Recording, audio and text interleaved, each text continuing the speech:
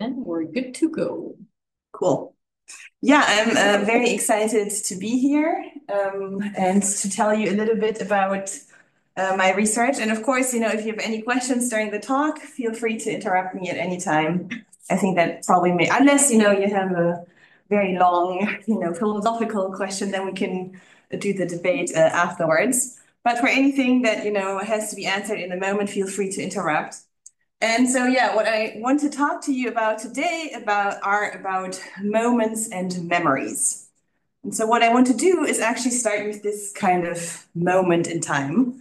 And I'm sure all of us have seen these kinds of stimuli, millions of times in our lives.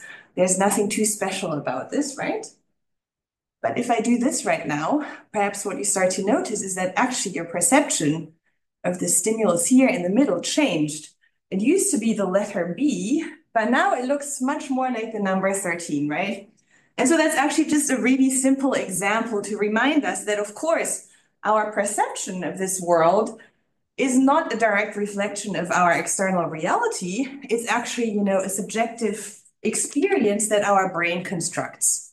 And so what I and many other people really care about is to try to understand how it's possible that this lump of meat that we have between our ears, so to speak, allows us to create these subjective experiences. And what I would like to argue is that actually, in order to understand this bigger question, I think we have to take a step back first and first look at how perception and memory interact in the human brain in order to understand how then our subjective experience, subjective percepts and memories, so to speak, arise. And so this is exactly the kind of research program that I've tried to address throughout my career. And I've decided to focus on, two different aspects, if you will. On the one hand, I try to look at how perception shapes memory, and on the other hand, how our memories shape our perception. And then at the same time, also always considering whether or not we're dealing with conscious or non-consciously perceived inputs.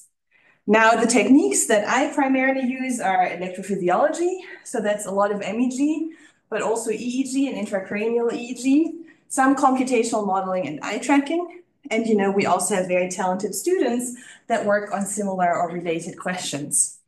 And so, these are very broad topics that I've just given to you right now. So to be a little bit more specific, what I've cared about in the past is on the one hand, well, which part of our experience, whether or not it's conscious or not conscious, actually makes it into our working memory.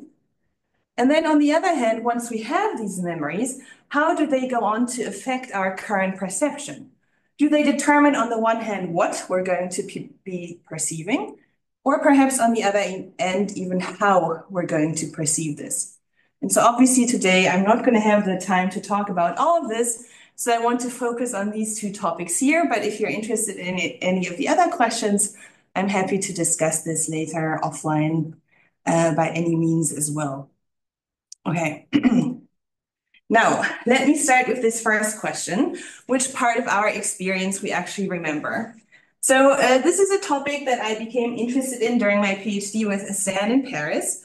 And as we were thinking about this problem, we actually realized that there is quite a strong assumption in our field, which is that for an experience to make it into your working memory, this experience has actually have to been consciously perceived. Okay, we know that non-conscious stimuli can influence your behavior, but this is not, thought to make it into your working memory, if you will. Now, why do we come to this conclusion, or why do I think that this assumption exists? Well, on the one hand, there's actually a strong intuition. And an intuition in our field that actually dates back to the origins of psychology, William James, who already said that without memory, there's no conscious sensation. Without memory, there's no consciousness. Okay, this is obviously not the only point. We can also look at our cognitive theories that we have, for instance, about working memory. And when we look at prominent models here, actually what we'll notice is that in a lot of these models, many, if not all of the contents of working memory are thought to be conscious, right? So I'm sure you're familiar with the multi-component model by Babney, for instance, where we have a lot of non-conscious processors, these sensory buffers, but the key component of this working memory system, the episodic buffer, is actually directly linked to your conscious experience and is thought to be conscious. And then on the flip side, when we look at prominent models of conscious perception, for instance, here too, working memory actually plays a big role. So in many of these theories, we kind of need a working memory space for information to pass through to become conscious. So this is, for instance, the case in the global workspace theory that was initially formulated by Bars. So here we have a lot of unconscious processors that process information in parallel. And for this information to become conscious, it has to gain access to this global workspace, which is essentially a working memory space. Then it becomes conscious, and then it can also be sent, this information can then be sent to all other processors as well. So clearly, even in our theories, there is an entanglement of conscious perception and working memory.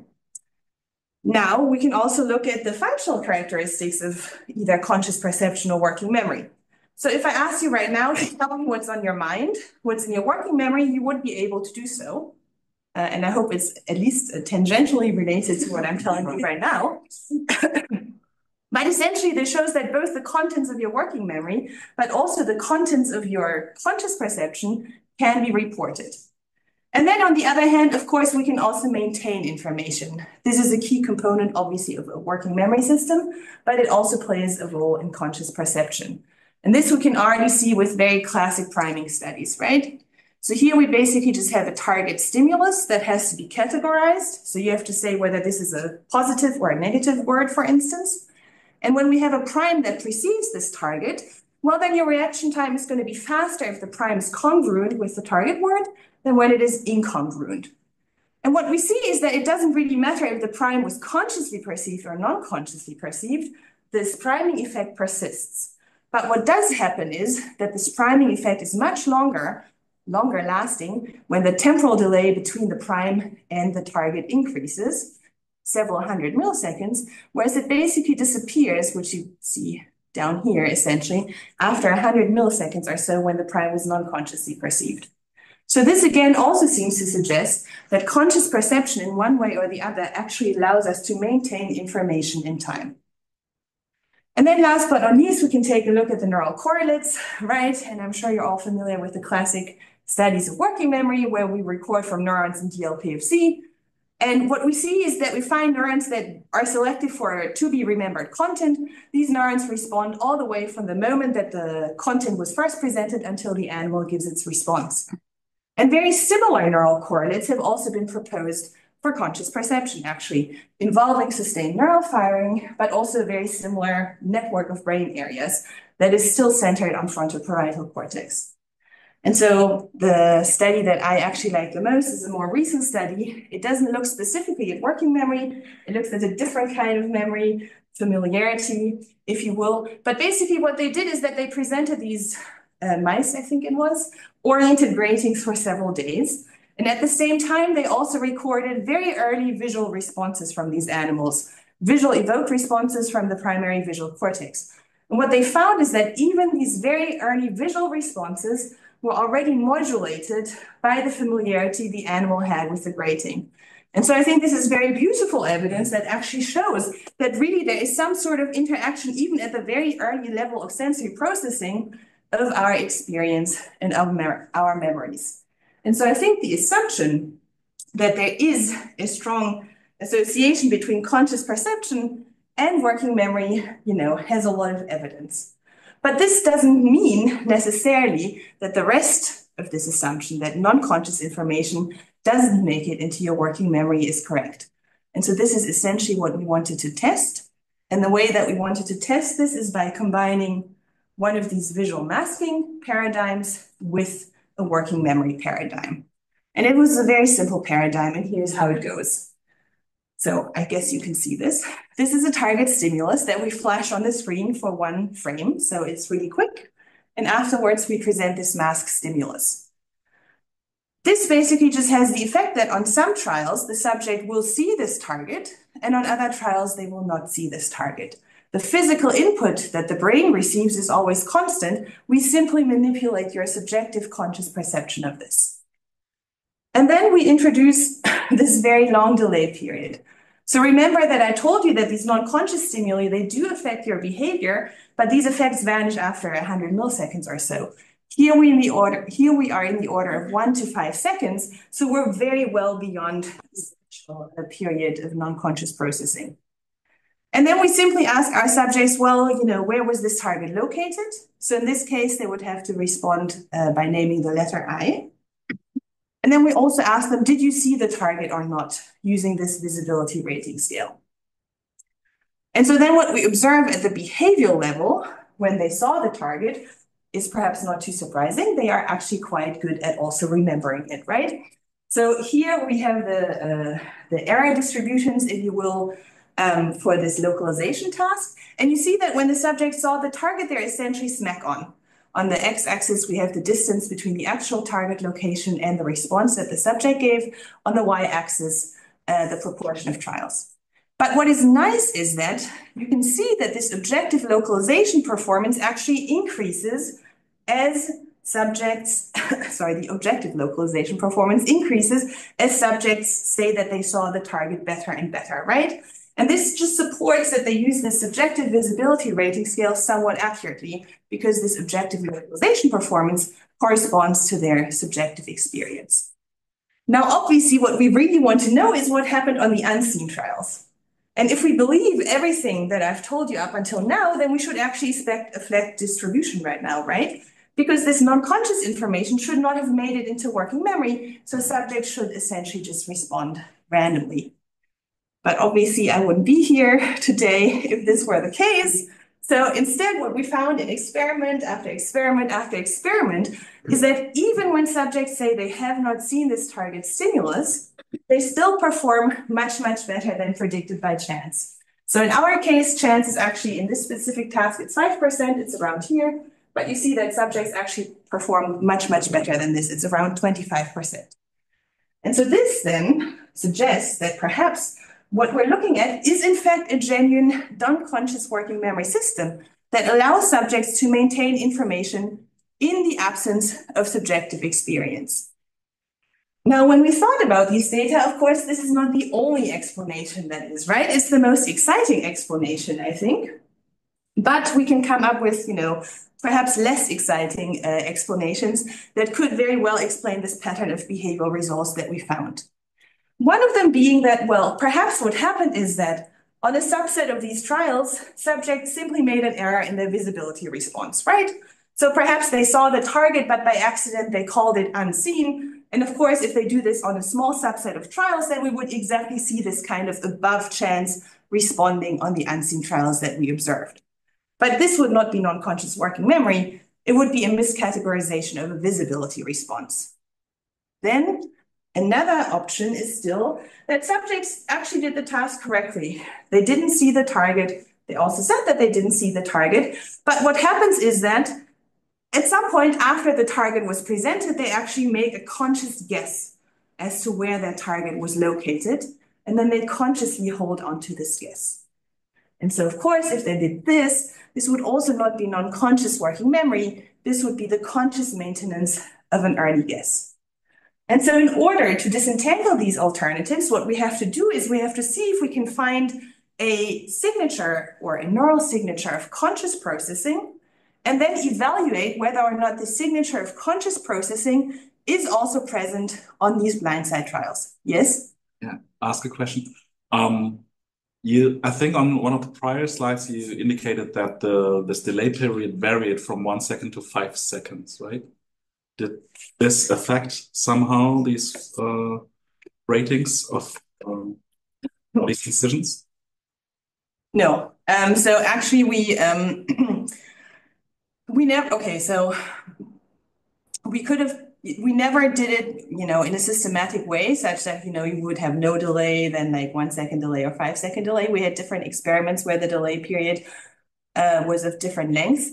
We had one experiment where I think we may have had a 0 second delay and a 4 second delay, but this didn't, dramatically affect performance either for the conscious or the non-conscious trials.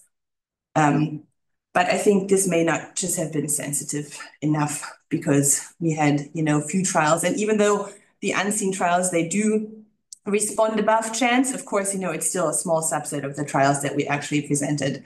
And for conscious working memory, I think rehearsal would allow you to maintain information for 4 seconds. So we never went to the extremes There have been other studies not done by our group where I think they've gone up to 50 seconds.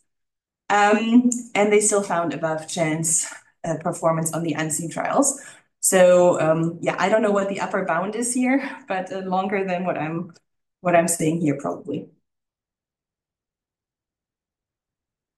Okay, thank you. You're welcome. Okay, so yeah, so what we want to do is we want to see if we can find a signature of conscious neural processing and see whether or not this signature is then present on these blindside trials, on the unseen correct trials. Because if it is, well, then we have to rule out this possibility over here, right? Because this is the only possibility that does not involve conscious processing.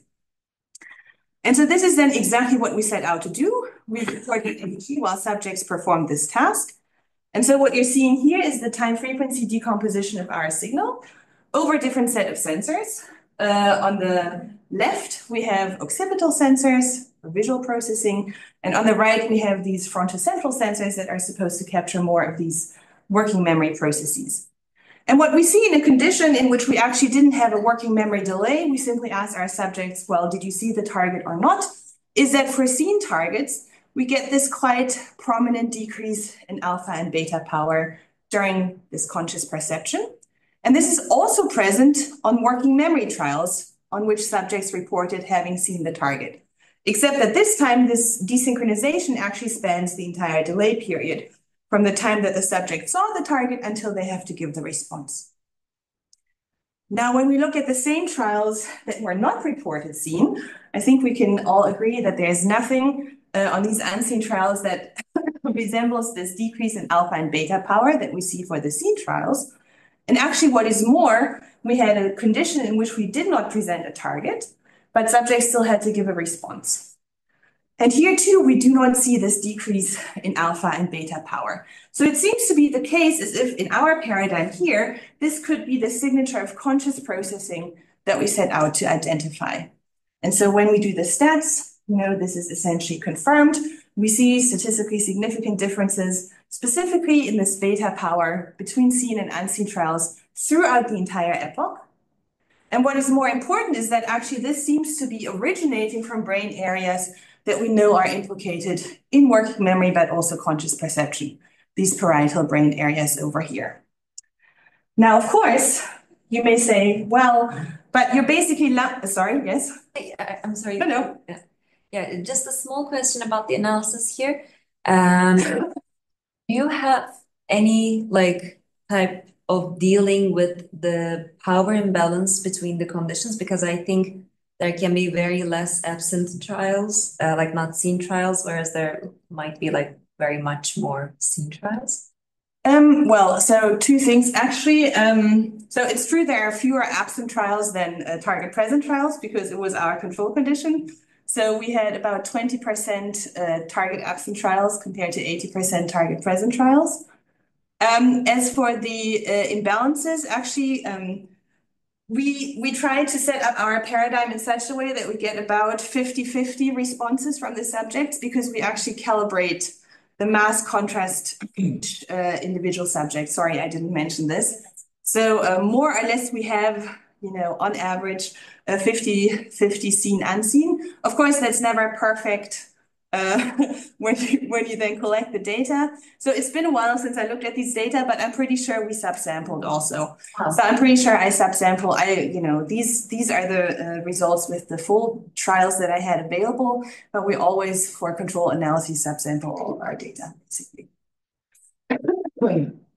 Yes. Does that answer your question? Yes. Okay, cool.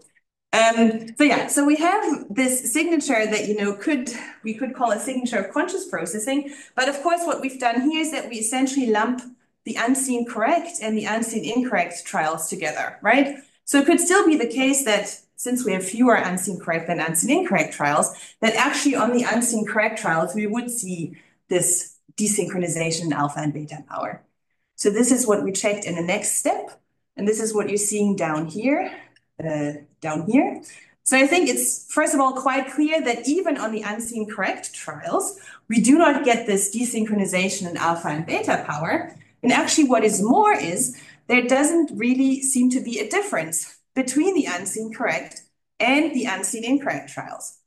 In fact, the brain seems to distinguish between seen and unseen trials, not between unseen correct and unseen incorrect trials. And so this then, in essence, rules out these alternative hypotheses, because we can now say that there was no conscious processing on the unseen correct trials. So it's unlikely that this miscategorization or conscious maintenance hypothesis, is the leading factor in the behavioral results that we obtained. And I think that's exciting on one hand, because of course it suggests that we somehow missed part of the model in the beginning. It clearly seems to be the case as if we can maintain information in a non-conscious way. But it was also a little bit frustrating when we got these results, because we know subjects respond correctly at the end of the trial, but we didn't have any neural signature that could explain how this information was actually maintained on the unseen trials, right? So in the next step, we really wanted to look at the contents of the working memory, both for conscious and non-conscious trials. And so what we did here is essentially a univariate equivalent of a multivariate decoding analysis. So we did a circular linear correlation between our target locations and the amplitude of the MEG signal. And when we do this for all trials, what you see is that around 300 milliseconds or so after the target was presented, we get this decodable representation of target location over these posterior brain areas. And so now the question obviously is, well, what does this look like on the seen and the unseen trials? And so this is what you're seeing here. It's a little bit noisy for these data, but it's been replicated time and again. So there are just two key messages that I want you to take away from this. The first one is that actually, if you look early on in the epoch, for about a second or so, we can decode target location equally well for the seen and the unseen targets. So clearly target location was present even when the subjects said they had not seen it. But then after about a second or so, this activity diverges. So for the seen targets, we get this sort of waxing and waning pattern, fluctuating in a way. Sometimes we can decode it, sometimes we cannot decode it. It's not sustained perhaps in the classic way that one could expect, but it's actually present above chance during the entire delay period. For the unseen trials, and we tried very hard to find anything, there was really nothing whatsoever. So wherever we looked, with whatever methods, we never found any decodability of the unseen target locations. And so again, we thought, okay, this is great because it confirms these behavioral findings that we have, but we still don't know how our subjects maintain this information on the unseen trials. And so as we were grappling with this problem, we became aware that in addition to these classic views of needing sustained neural activity to maintain information, in some cases it is also possible in the absence of sustained neural firing by activity-silent, slowly decaying changes in synaptic weights. Now, I'm sure most of you are familiar with this, but it's actually a very simple model. So imagine that you have a network that receives two different inputs, the blue input and the red input. So a different subset of neurons is going to fire depending on the input. And what then happens is that after a while, these neurons will become silent, they will cease firing. But actually what has happened is that, there is still a little bit of neurotransmitter lingering around in some of the synapses, or maybe some calcium ions or something that is actually going to make it a little bit more likely that when the same network is then reactivated with a completely neutral input, this black input, the response will be patterned according to the history of this network. So actually in this way, then, you can read out information that this network has experienced previously without this information having to be maintained in active firing patterns. And so we were thinking, okay, perhaps this could explain what we're observing in our data. And so we decided to simulate our data using this kind of network. It's just a continuous attractor neural network in which we arrange neurons in a circular space, and then the neurons code for the different locations in space. And then what we can do is we can present this network with a target location. We can, mask this input with, input to all neurons, essentially. Then we don't do anything for about 3 seconds.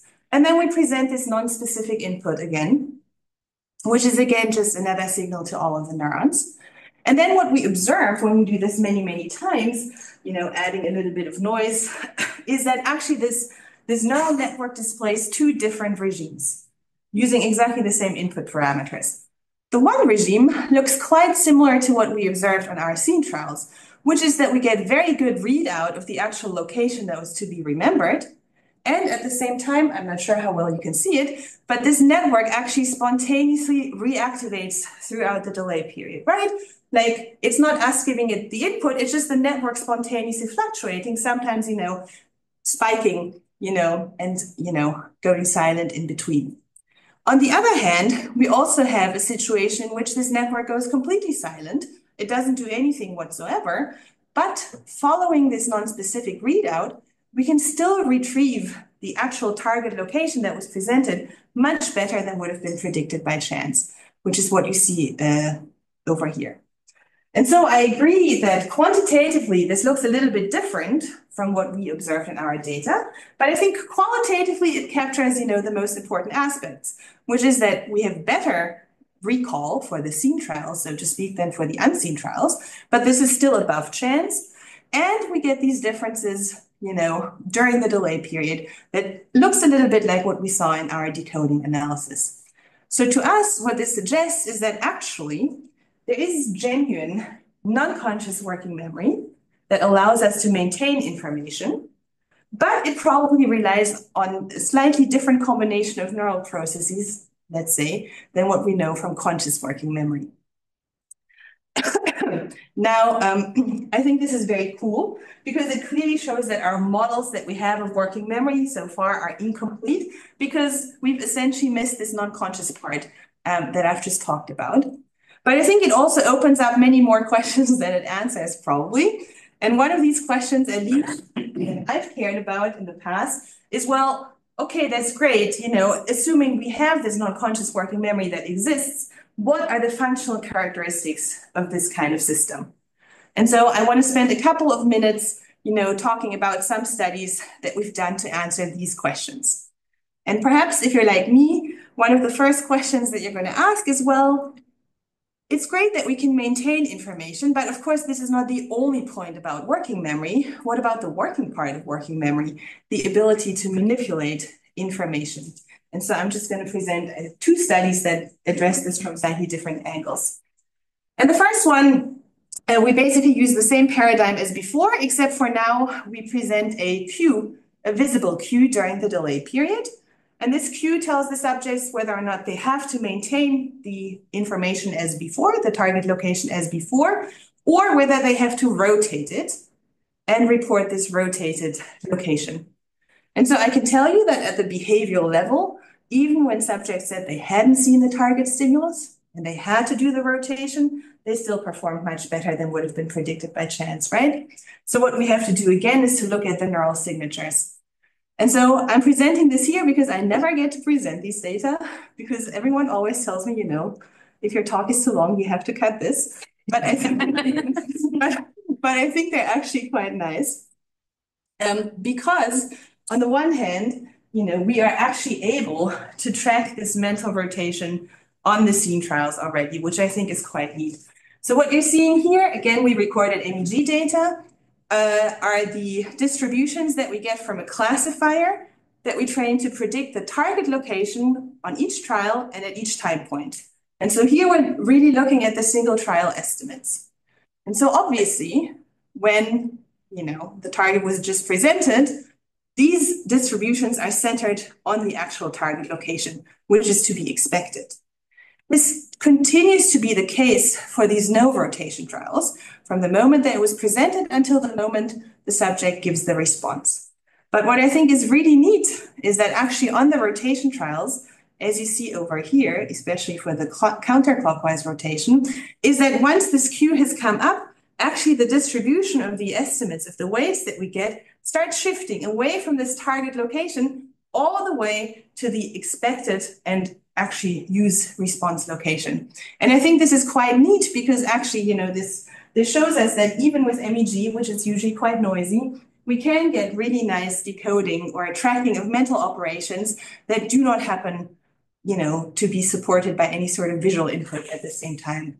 Now, of course, I think, there's a lot of behavioral evidence that shows that probably what subjects do when they do a rotation is to go through all of these intermediate steps, but I think it's really nice to also see this in the MEG data over here. This is also only a tangent to the actual question that we're interested in, which is whether or not this operation of a mental rotation can also happen in the absence of consciousness. And so in order to get to this, I'm just going to replot exactly the same data that you're seeing here in a slightly different way. So now I'm averaging over these distributions, and we're basically just seeing the average decoding time course. And so this is just a replication of what I've shown you before. When the target was seen, we can decode the actual target location the entire epoch. The response location then sort of arises at some point before the response is to be given. What we can also do on these rotation trials is that we can take the response that the subject has given and infer a starting location for this rotation. So we kind of go backwards. For the scene trials, this doesn't really make a lot of difference because actually subjects didn't really have many errors when they saw the target and had to rotate it, but it's going to be important for the unseen trials. And these are the ones that you're seeing here. Again, we can decode target location, I think, quite nicely, even when it was not seen early on in the epoch. And after a second or so, this activity vanishes. But then we can also decode the response location, sort of with a similar time course as for the scene targets. Now, obviously, the question is what happens, from here to here? What happens from a location that started out here and ended up with the response being here? And this is where this pre-rotation location comes in quite handy for the unseen trials. Because actually what we see here is that in this case, subjects seem to have guessed a location, if you will, and then consciously, because I'm not showing this to you here, but actually at the same time, we also see this desynchronization in beta power arise, consciously applied this rotation to the guess. And so I think perhaps, some of you think, okay, that's a little bit disappointing. You can't really manipulate it. But actually, what this shows is that you can quite willfully use a piece of non-conscious information and apply a willful mental operation on it. And I think that's already quite neat. Now, the actual operation in and of itself, I think, has to be conscious, at least in this case. But I think it's quite neat that you can basically say, okay, I didn't even know that I had this knowledge. I'm just going to randomly guess it now and still arrive at more or less the correct response. And so I think that was quite neat, but perhaps it's also a little bit of a high, ballpark to ask whether or not we can do a completely non-conscious mental rotation. And so this is why in a current study that I'm working on with colleagues from Goethe University, but also a talented PhD student in the lab, we address this question from a slightly different angle, which is, well, we also know that working memory is important for longer-term learning, for longer-term statistical learning, for instance, because it serves as a scaffold. And so what we want to know is whether or not this non-conscious working memory can perhaps serve as a scaffold for statistical learning as well. So again, what we're doing is that we're relying on a similar paradigm as before, except that now we present two targets in sequence on each trial, and we mask both of these targets. And then subjects have to report the location of both of these targets at the end of the trial and also report the visibility at the end of the trial. What is important here is, and this we do not tell the subjects, is that actually there is a statistical contingency between these targets that we present. So in other words, the first target that we show fully predicts the position of the second target. And subjects can learn this when these sequences are presented consciously. And this is also what we find in this study.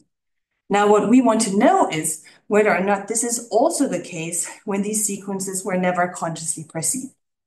And so this is what you're seeing here. One way in which we can ask this question is by looking at trials in which we only presented the first target and not the second target, but subjects still have to respond to the second target.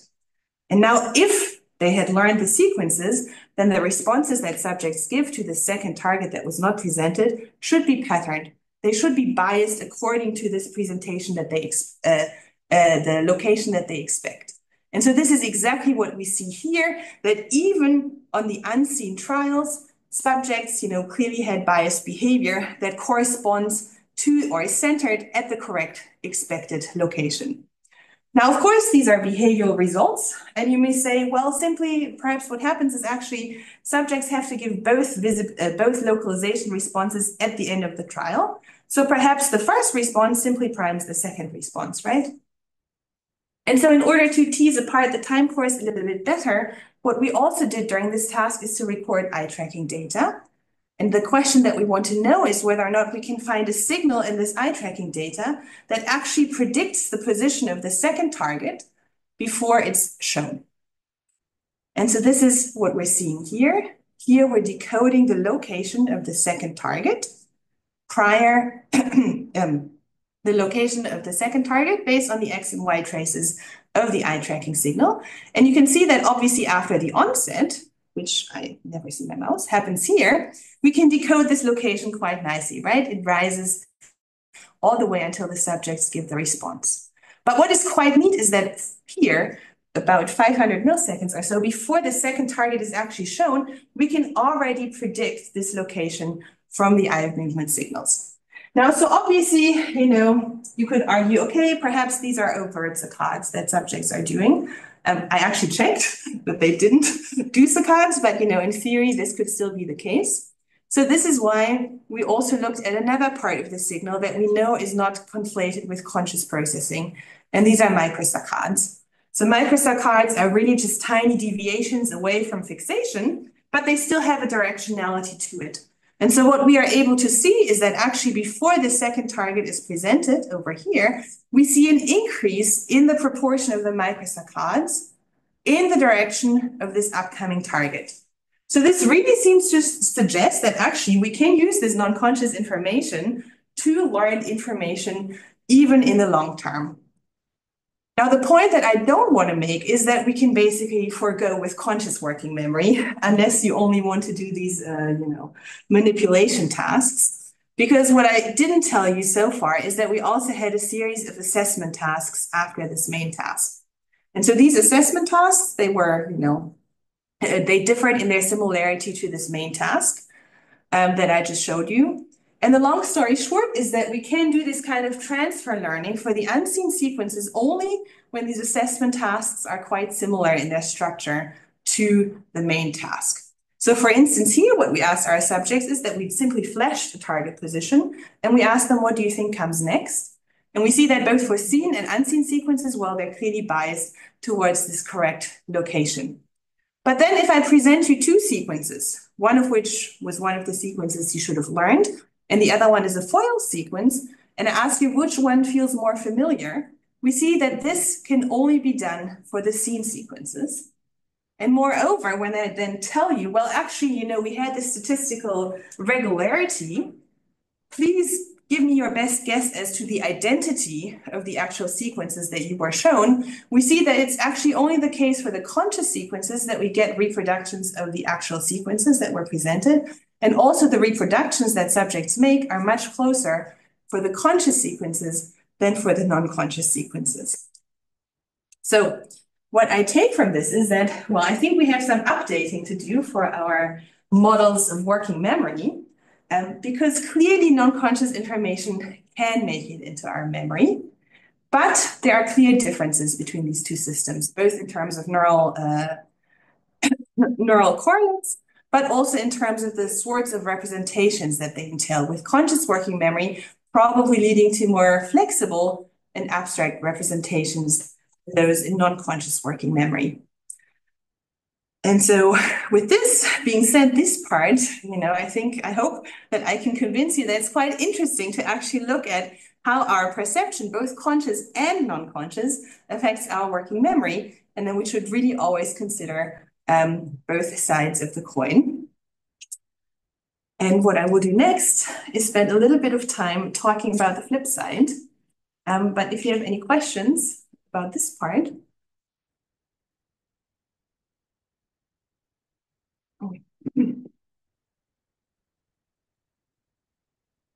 Nope. Okay, cool. At the end. Okay, cool. So now basically we looked at how perception shapes working memory, but I said that I also care about how our recent past shapes our current perception. Now I can assure you this is going to be a much shorter part of the talk because it's also a more recent type line of work that I've initiated, but I still think it's quite neat and important, and I would like to talk to you about it here. So I just want to spend a couple of minutes reminding us that actually we already know from a lot of previous work that the recent past can actually exert two opposing effects on current perception. Now, I don't know if I'm still lucky enough, and there are people here that haven't seen this image. If you've all seen it, then you know what it is. But if you haven't seen it, then you probably don't see much other than black and white patches. But I can actually do something to you now that is going to change your perception of this image for a really long time, if not forever. And this is this. So whenever you encounter this image now in the future, you can thank me because you're going to see it as this cute little puppy that it is. But of course, this is just, an example to show that sometimes your current perception is actually pulled towards what you've recently experienced, right? Now, we obviously know that the opposite effects also exist. So if you just fixate on one part of this waterfall and you just continue fixating no matter what happens,